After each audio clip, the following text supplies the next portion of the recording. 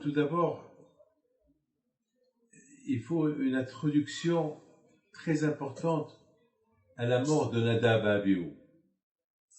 La mort de Nadab et Abihu, déjà, elle était prévue. Pourquoi? Parce que lorsque Yitro, lorsqu'il est venu avec Tzipora pour joindre les Bnei Israël dans le désert, Yitro, il a fait une grande séouda. Et tout le monde est venu à cette séouda. C'est une séouda de mitzvah qu'il a fait, une séouda de remerciement pour tout ce que Akadosh Baruch Hu il a fait avec lui, qu'il a découvert Hachem. Donc c'était un moment incroyable. Donc tout le monde était là, tout le monde s'est écrit, ils ont mangé, et la Shekhinah, elle est venue. L'auréole d'Hachem, elle était présente elle aussi dans cette séouda-là. Et vous savez que Nadab et Abihu, c'était des grands tzadikim. Et eux, ils ont vu l'auréole d'Hachem, ils ont continué à manger. Alors, c'était pas kavod ce qu'ils ont fait. Donc, Akadosh Baruch Hu, il a voulu les tuer. En ce moment-là, ils étaient condamnés à mort. Mais Akadosh Baruch Hu, il les a pas tués. Pourquoi il les a pas tués? Il a dit, c'est Matan Torah, c'est Yitro qui fait Séouda. Yitro, le pauvre, il s'est converti. Il vient de venir joindre le peuple d'Israël. Et je ne veux pas lui faire de la peine que dans la Séouda, il y a eu 2 qui sont morts. C'est-à-dire que Nadab et Abihu, ils étaient tellement attachés à Hachem que lorsqu'ils ont mangé devant Hachem, c'est comme s'ils étaient en train de sacrifier le manger qu'ils mangeaient devant Akadosh Baruch Hu. Il faut savoir que lorsqu'on mange, on doit dire un Dvar Torah lorsqu'on mange. Pourquoi? Parce que pour rendre le manger qu'on mange sain. Parce que le manger, c'est pour vivre, c'est pour avoir la force pour servir à Akadosh Baruch Hu. Ça veut dire qu'on sacrifie. C'est comme si on fait un sacrifice pour Akadosh Baruch Hu. Lorsqu'on mange, c'est comme si on fait un sacrifice à Akadosh Baruch Hu. Alors, Nadab et Abihu, c'était comme ça. Alors, eux, lorsqu'ils ont vu Hachem, alors ils ont profité d'occasion que le manger qu'ils étaient en train de manger de cette séouda, comme s'ils étaient en train de sacrifier. Alors, mais ils ont vu la Shekhinah, ils n'ont pas le droit de voir la Shekhinah. Alors, Akadosh Baruch Hu, il les a pas tués. Mais, Akadosh Baruch Hu, il les a tués le jour de l'inauguration. Alors là aussi, il y a une simha. Alors, Akadosh Baruch Hu, le jour de la simha de Yitro, il n'a pas gâché la simha de Yitro. Et là, Akadosh Baruch Hu, il est en train de gâcher la simha de To'am Israël en les tuant. Alors, la réponse, c'est que là, Nadab et Abihu, c'est pour Akadosh Baruch Hu, ils ont exagéré. Parce que c'est pas tout le monde qui est à leur niveau. Le niveau de Nadab et Abihu, d'ailleurs, même Moshe Rabbeinu a dit à Aaron, si Nadab et Abihu ils sont morts aujourd'hui, c'est qu'ils sont mieux que nous. Non, ils sont 1000 fois mieux que nous. Donc, Akadosh Baruch Hu, il a pris les meilleurs. C'est-à-dire que Nadab et Abihu, ils étaient dans un niveau élevé, un niveau spirituellement élevé, qu'ils ne pouvaient pas. Le monde, c'est comme par exemple, on ne peut pas rentrer dans une chambre où il y a du feu. Si tu rentres, tu brûles. Nadab et Abihu, ils sont arrivés à un stage que personne ne pouvait être à côté d'eux. Ils sont rentrés au Kodesh HaKodashim, ils sont rentrés avec du feu. Alors, sachant que, en faisant ce qu'ils font, ils risquent leur vie. C'est la raison pourquoi que c'est écrit Vatochalotam. Pourquoi? C'est quoi Vatochalotam? C'est pour ça le passage qui dit Bekorbatam lifnei Hashem. Ils se sont sacrifiés. Et lorsque tu fais un sacrifice, tu brûles le manger. C'est-à-dire que le manger, c'est comme il se mange. Vous comprenez? C'est pour ça la Torah, elle a utilisé le mot Vatochalotam. Le feu les a mangés. Comme que le feu, il mange lorsque le feu il tombe sur le sacrifice, ils mangent le sacrifice. C'est comme, ils mangent le sacrifice. Et je pense que c'était Mida qui guide Mida. Eux, ils ont mangé devant Hachem. Alors Hachem, il a envoyé un feu, il les a mangés. C'est ce qu'on appelle Mida qui guide Mida. Là, il y a eu Mida. C'est quoi Mida? Ils ont fauté avec le manger. Eh ben, ils ont été punis comme avec le feu, avec le manger. Eux, ils ont vu le feu, ils ont été punis par le feu. Maintenant, ce qui est important de savoir, c'est que Nadab et Abihu, il y a la Gemara qui dit que Nadab et Abihu, une fois, ils ont vu Moshe et Aaron marcher, ils ont dit quand est-ce qu'ils vont mourir ces deux vieux-là, et on va prendre leur place. Ça veut dire que Nadab et Abihu, ils avaient une méthode extrémiste, très dure, très très dure. Eux, ils ont trouvé en Moshe et Aaron très cool, très cool, très cool. Ils ont dit non, il ne faut pas être cool, il faut être dur. Il faut être dur. Avec les Juifs, il faut être dur. Regarde Paro comment il était avec les Juifs. Il était dur avec eux. Alors, le fait que Paro était dur avec eux, ils étaient comme des esclaves, des vrais esclaves à Paro. Alors, regarde mon cher Rabbeinu comment il est en train d'éduquer les Juifs. Il est en train d'éduquer les Juifs cool, la Behira, le libre arbitre, Non, ça c'est pas une hanaga. Ça, on peut pas diriger les Juifs comme ça. Donc, Nadab et Abihu, ils avaient une façon de vouloir diriger les Juifs d'une manière grave. La preuve, lorsque Yitro a fait sur Oda, ils ont osé, ils ont regardé. Ça veut dire pour eux, il faut regarder. Tu vois, je te regarde. Azma. Il faut arriver à ce niveau-là. Mais c'est pas tout le monde qui peut arriver à ton niveau-là. Mais c'est pas tout le monde qui est Nadab et Abihu. C'est pas tout le monde. C'est pas tout le monde. On dit Derache Hadache Noam. Lorsqu'on veut éduquer la Torah, il faut aller cool, il faut aller doucement. Et si on est dur avec tous les Juifs, pourquoi tu fais ça? Si tu fais ça, tu crèves. Alors ça, non, au lieu de rapprocher les Juifs vers Hachem, on risque de faire éloigner les Juifs d'Hachem. Alors c'est pour ça, Akadosh Baruch Hu, il n'était pas très. D'ailleurs, après la mort de Nadab et Abihu, Akadosh Baruch Hu dit à Aaron, tu peux pas venir au Kodesh HaKodeshim quand tu veux, parce que la méthode de Nadab et Abihu, c'est je rentre au Kodesh HaKodeshim quand je veux. Je rentre là.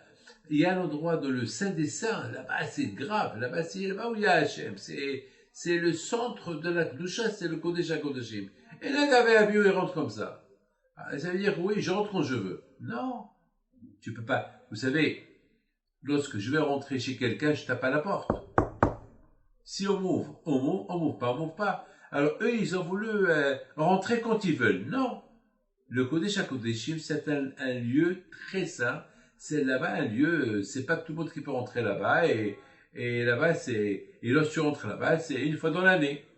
Et d'ailleurs, c'est ce que Hachem, il a dit à Aaron. Hachem, il a dit à Aaron, tu peux pas rentrer quand tu veux, parce que si tu rentres quand tu veux, et ça va t'arriver comme il t'est arrivé à tes enfants. Tu rentres là-bas une fois par an, et même si tu rentres une fois par an, il faut se préparer.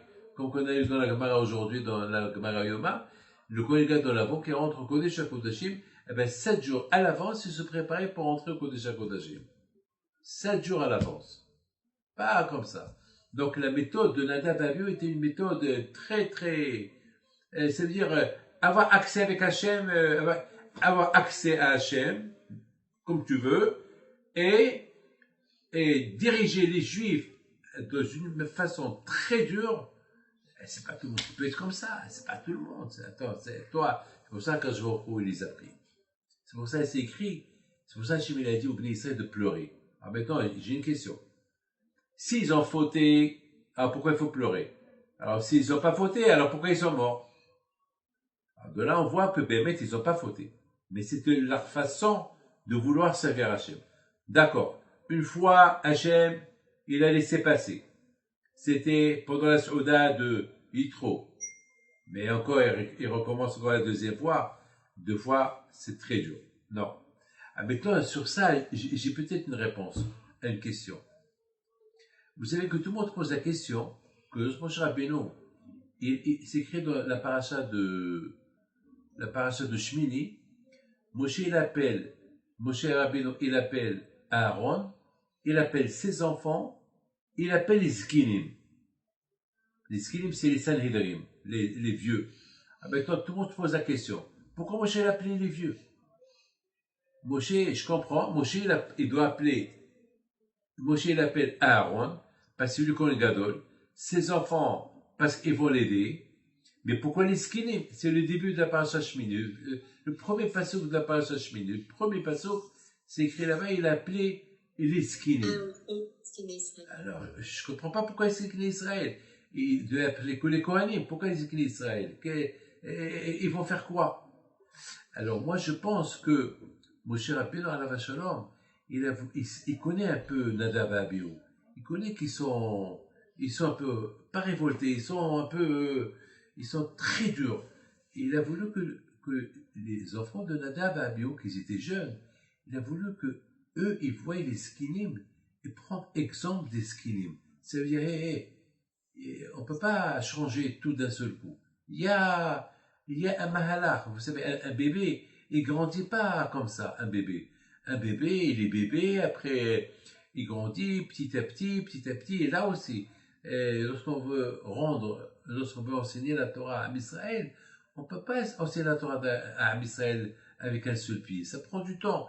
Par exemple, on ne peut pas, d'un seul coup, c'est vrai, parce que Nadav et Abihu, ils ont vu que les Israël sont arrivés à un niveau très élevé dans Akiratim Souf, ils ont vu Hachem, alors, Nadav et Abihu, ils ont dit, ah ben voilà, les Israël, ils ont déjà vu plein de choses. Même dans la mer, ils ont vu Hachem. Alors, ça y est, maintenant, ils sont déjà emballés, ça y est, ça y est, maintenant, et qui continue? Mais Moshe Rabbeinu, il a voulu la méthode de Moshe Rabbeinu. Même ce qu'on voit, c'est un travail à vivre. Il faut aller toujours doucement. On peut pas monter, vous savez, on peut pas monter 1000 étages en un saut. On peut pas. Et après, même si tu arrives à sauter 1000 étages en un saut, tu ne peux pas sauter un million d'étages. Après, tu vas dire, parce que j'ai sauté 1000 étages en un saut, alors je peux sauter 1 million d'étages en un saut. Non. Alors après, tu vas dire, je peux sauter 1 milliard d'étages en un saut. Non, la Avodat Hashem, elle n'a pas de limite. Il faut aller doucement, doucement. Nadav et Abihu, c'était très spécial. Alors, c'est pas tout le monde est Nadav et Abihu. C'est pas tout le monde Nadav. Maintenant, je pense, c'est pour ça que je vois a dit, non, des gens comme Nadav, c'est pour ça que je vais dire à Moshe Rabbeinu, alors, tout le monde doit pleurer Nadav et Abihu parce que personne n'est arrivé alors à être comme eux, donc c'est grands tzadikim, donc on ne peut pas apprendre d'eux, mais tout ce qu'on peut apprendre d'eux, c'est qu'il faut servir Hachem, mais graduellement, doucement, pas. Et je pense que c'est pour ça Hachem il a dit à Moshe Rabbeinu que tout le monde doit pleurer les Bnei Israël. Et la chose la plus importante, tout de suite après ça, on parle de la cacheroute. On parle de la cacheroute. Maintenant, quel est le lien de la cacheroute et la mort de Nadav et Abihu? C'est ça la question. On parle de Nadav et Abihu, non, tout d'abord, on parle l'auréole, la Shekhinah qui descend au Beth Amikdash, on parle de la mort de Nadav et Abihu, après on commence à parler de la cacheroute. On commence à parler de la cacheroute. Alors, permettez, c'est quoi le lien à la cacheroute? Vous savez que la cacheroute, ce qui est permis de manger, ce qui est assourd de manger. Je pense que la kedusha du corps, elle dépend de ce qu'on mange. La kedusha du corps, elle dépend de ce qu'on mange. Vous savez qu'est-ce qu'il dit à Rizal Akadosh? Il dit à Rizal Akadosh qu'une femme enceinte, par exemple, il ne faut pas qu'elle voie un manger qui n'est pas kasher, un manger qui est tamé. Pourquoi? Parce que le fait que la chose elle est tamée, c'est qu'il y a une touma sur elle. Et si tu la vois, c'est que tu donnes importance à cette touma. Et puis si tu donnes importance à cette touma, alors tu attires la touma vers toi. Donc c'est pas bien. On voit, par exemple, tu apportes un sacrifice au Beth Amikdash. Tu apportes un sacrifice au Beth Amikdash. Pourquoi tu as eu des mauvaises pensées? Alors, pour quelqu'un qui a des mauvaises pensées, maintenant tu n'as rien vu, hein? Maintenant, tu n'as pas fait d'avera, tu n'as pas fait d'acte, tu n'as pas fait de maasé. Il y a la pensée, il y a l'acte. Tu as pensé faire du mal à quelqu'un, ou tu as pensé à une chose sale. Donc tu n'as pas fauté.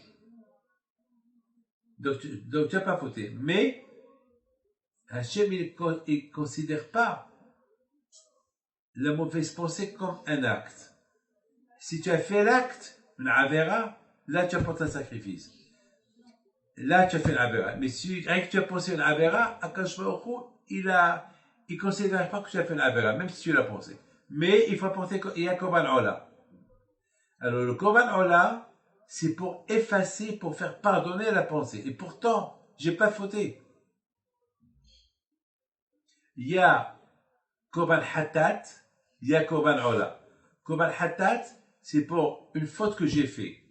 Korban Ola, c'est pour une faute que j'ai pas fait, mais j'ai pensé faire une faute. Pour la mauvaise pensée. Pour te dire que même une mauvaise pensée,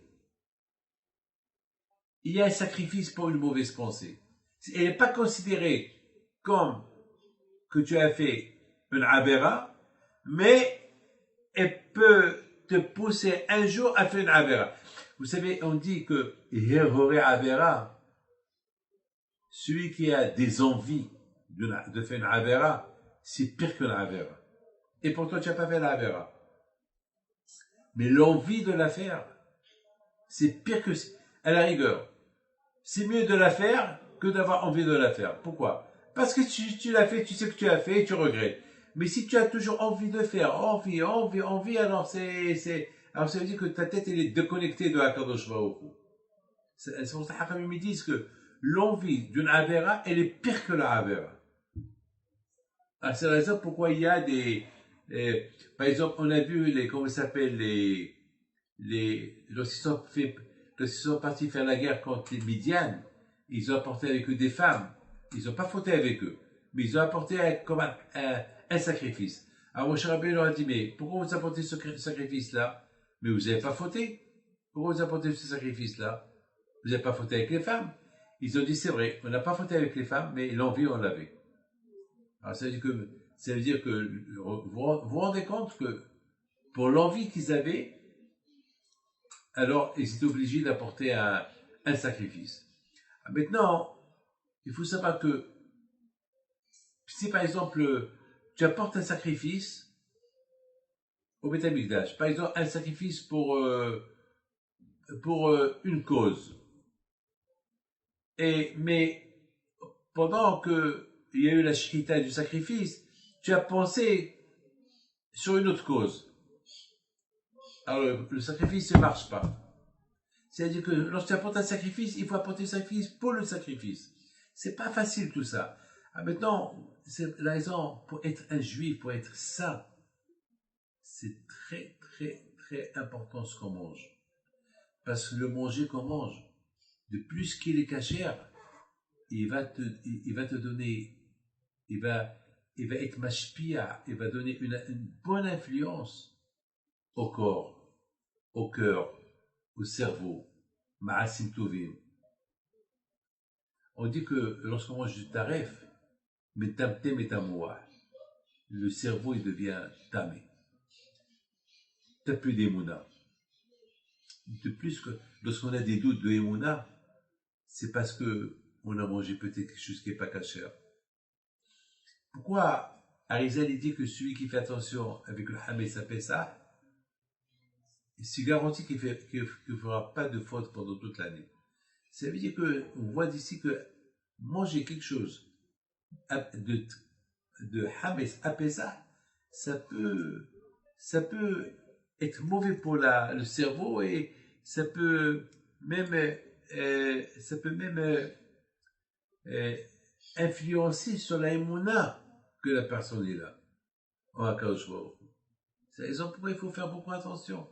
Alors c'est pour ça, si on veut arriver à être comme Nadav et Abihu, comment ils sont arrivés Nadav à être ce qu'ils étaient, il faut faire attention à ce qu'on mange. C'est ça Je pense que c'est ça la connexion avec le manger et la mort de Nadab et Abihu. Et même être comme Nadab et Abihu, c'est impossible. Mais au moins être Mashiou comme eux. C'est beau, papy. C'est très beau ce que vous m'avez dit là. Merci. J'ai tout écrit. Vous avez quelque chose d'autre? Une question? Eh ben, Tazria, Metzora, c'est bon, je les ai lus là, mais bon, Metzora, Metzora, ça vient de Motsira, ça vient de la lettre. Mais Tazria, comment ça se fait que comme ça en détail dans, je sais pas, Vaïda Berash? Ouais, alors, c'est assez compliqué. C'est toutes les lois, quoi. Ouais, le mot Tazria, c'est semer. C'est du verbe semer. Le mot Tazria, c'est du verbe semer. Moi, une fois, j'ai expliqué c'est quoi la connexion entre Tazria et Metzora. Pourquoi on n'a pas donné une seule paracha? Pourquoi il y a deux? Une s'appelle Tazria, une s'appelle Metzora. Et a priori, dans la paracha de Tazria, la plupart de la paracha de Tazria, elle parle de la tsarat, elle parle de la lèpre. Alors pourquoi on ne réunit pas les deux parachiotes dans une seule paracha? Pourquoi on a fait deux parachiotes?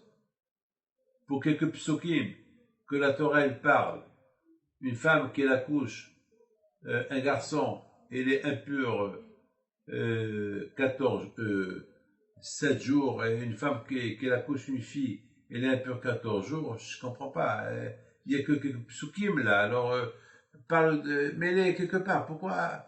Moi j'ai donné une belle réponse sur cette question-là. C'est quoi? Pourquoi il n'y a pas une seule paracha qu'on appelle la paracha de Metzora? C'est tout. Pourquoi Tazria et après Metzora?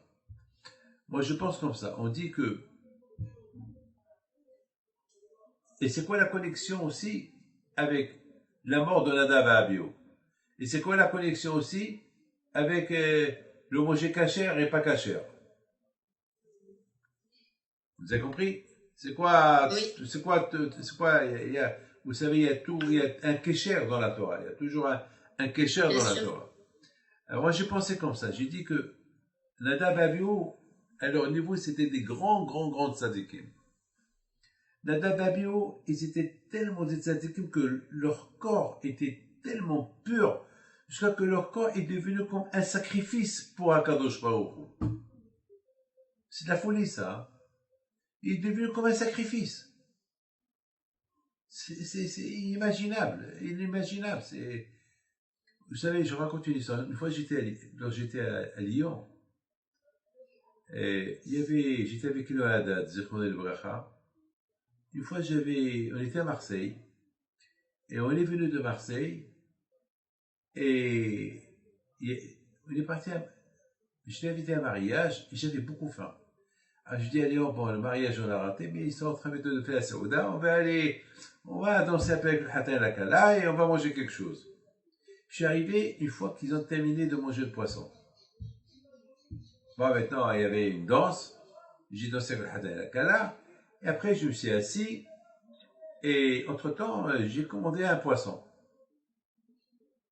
Alors il y avait des bouteilles de vin, alors j'ai dit, je voulais servir les rabbinim, il y avait la table des rabbins, et chacun, j'ai vu que toutes les bouteilles de vin, ils étaient fermées, pas touchées. Pourquoi? Parce que il y avait beaucoup de vins, il y a beaucoup d'ashgahot. C'est la ashgaha, Chacun, il savait pas quel ashgaha boire.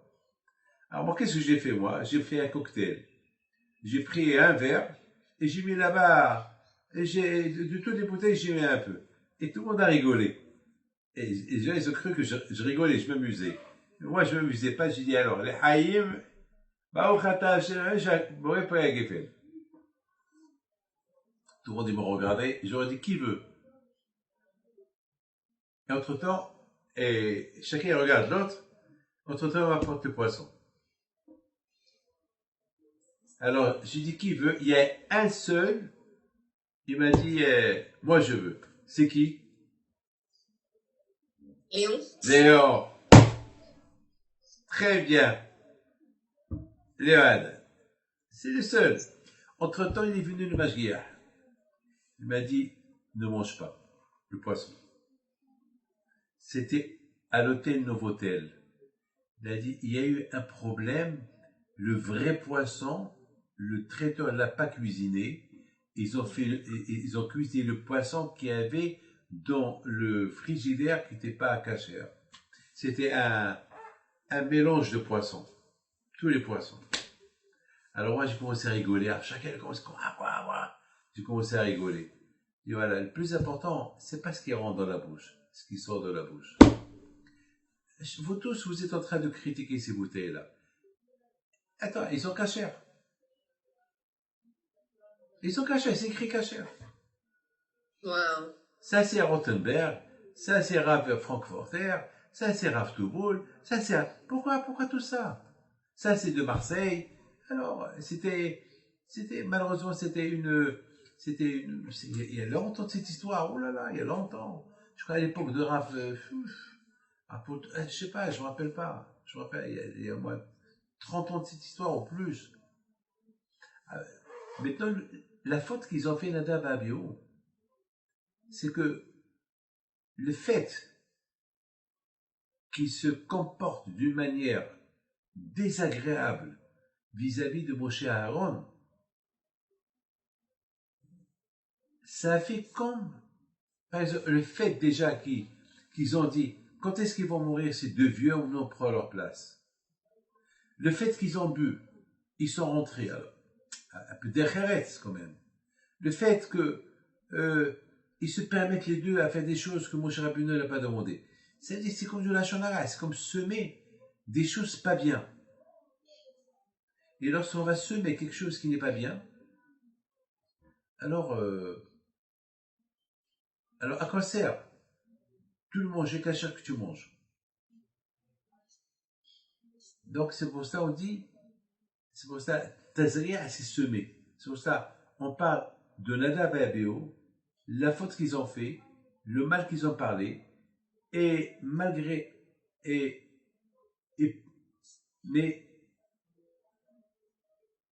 qu'ils sont arrivés à un niveau spirituel très élevé, mais ils ont semé quelque chose.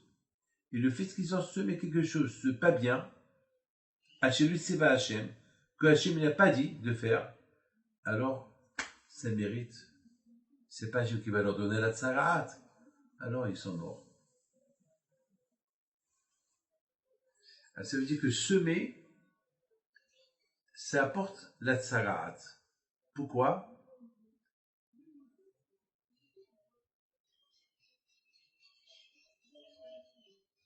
Regarde les mains. Regarde mon doigt. Parfois, je vais lui dire comme ça. Je vais parler sur quelqu'un un peu. Mais ce quelqu'un-là, il va parler comme ça. Il ne va pas dire ce que j'ai dit, il va ajouter. C'est ça, Tazria. C'est quand, par exemple, un homme, il se marie. Et il va avec sa femme. Donc, au fait,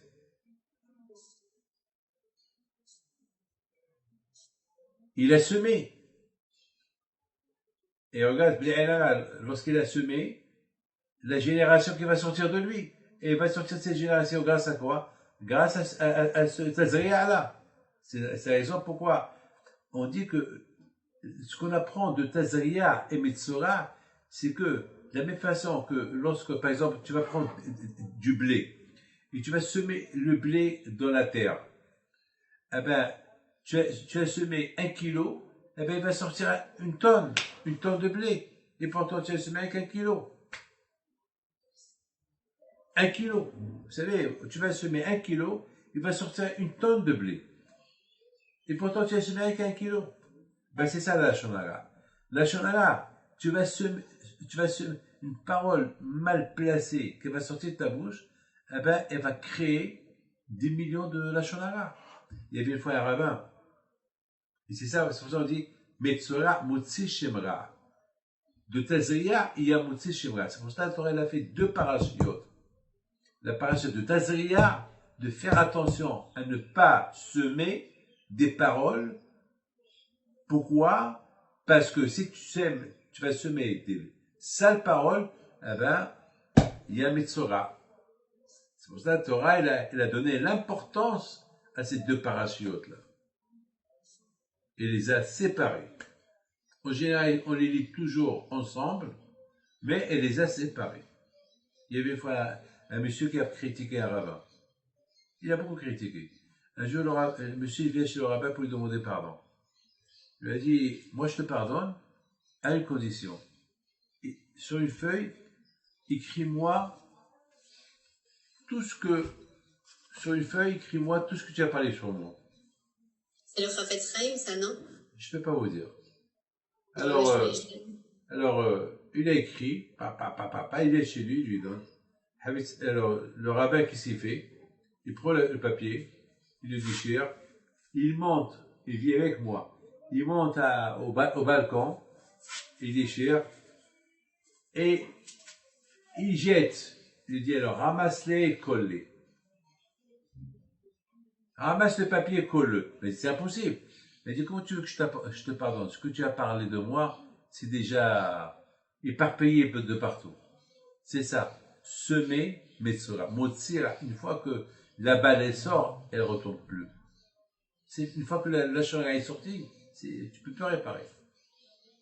Est-ce qu'on peut pardonner?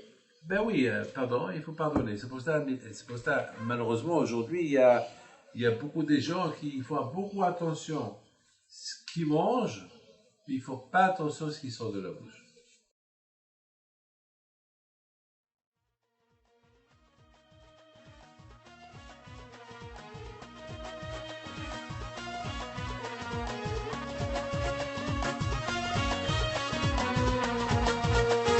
Non